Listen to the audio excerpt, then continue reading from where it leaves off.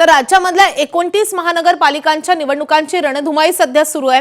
उमेदवारी अर्ज दाखल करण्याचा कालचा शेवटचा दिवस होता। आज अर्जांची छाननी करण्यात येईल आणि त्यानंतर वैध उमेदवारांची यादी जाहीर केल्यानंतर 2 जानेवारी हा अर्ज मागे घेण्याचा शेवटचा दिवस आहे। तर 3 जानेवारीला उमेदवारांना त्यांच्या चिन्हाचं वाटप केलं जाईल। अनेक पक्षाच्या उमेदवारांनी काल उशिरापर्यंत उमेदवारी अर्ज दाखल केलेले होते।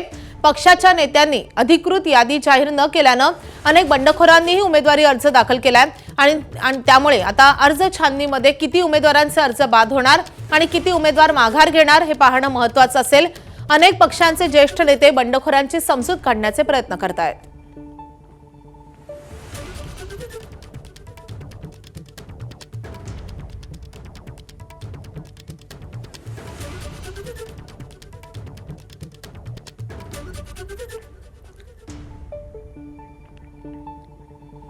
तर उमेदवारी अर्जांची छाननी प्रक्रिया नेमकी कशी असते ते आपण ग्राफिक्सच्या माध्यमातून पाहूयात।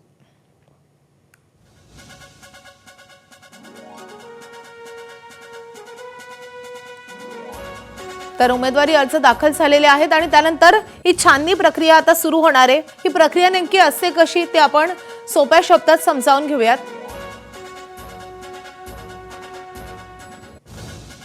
महत्त्वाची कायदेशीर प्रक्रिया असते ही। अर्जाची काटेकोर तपासणी या प्रक्रियेदरम्यान केली जाते।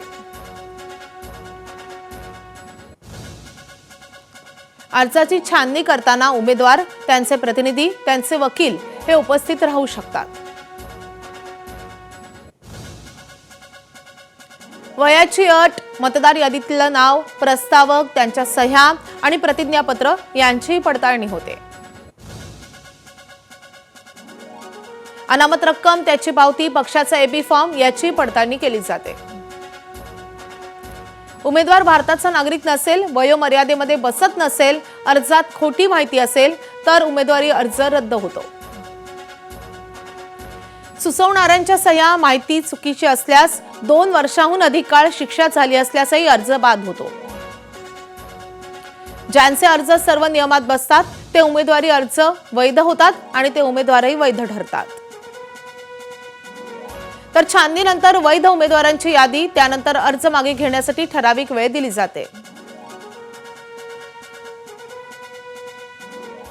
तर पक्षाकडून दिले जाणारे एबी फॉर्म नेमके काय असतात ते देखील पाहूयात। ए आणि बी असे 2 स्वतंत्र फॉर्म असतात। राजकीय पक्षांकडून हे फॉर्म उमेदवारांना दिले जातात। अर्जांशिवाय कोणत्याही उमेदवाराला त्या पक्षाचं अधिकृत निवडणूक चिन्ह मिळू शकत नाही। एबी फॉर्म मुख्य कार्यालयाकडून निवडणूक अधिकाऱ्याला दिला जातो। बी फॉर्म मध्ये पक्षाच्या अधिकृत पदाधिकाऱ्याच्या स्वाक्षरीचे नमुने असतात। बी फॉर्म सर्वात महत्त्वाचा असतो, जो थेट उमेदवाराला दिला जातो। बी फॉर्मच पक्षाचा निवडणुकीतला अधिकृत उमेदवार असल्याची मान्यता देतो। तर बी फॉर्म मध्ये मुख्य उमेदवारासह एका पर्यायी उमेदवाराचंही नाव असतं। मुख्य उमेदवाराचा अर्ज छाननीमध्ये बाद झाला तर पक्षाचा हा दुसरा उमेदवार रिंगणामध्ये येतो। एकाच पक्षाचे 2 लोक उभे राहिल्यास ज्याच्याकडे अधिकृत बी फॉर्म असतो त्यालाच पक्षाचं चिन्ह मिळतं।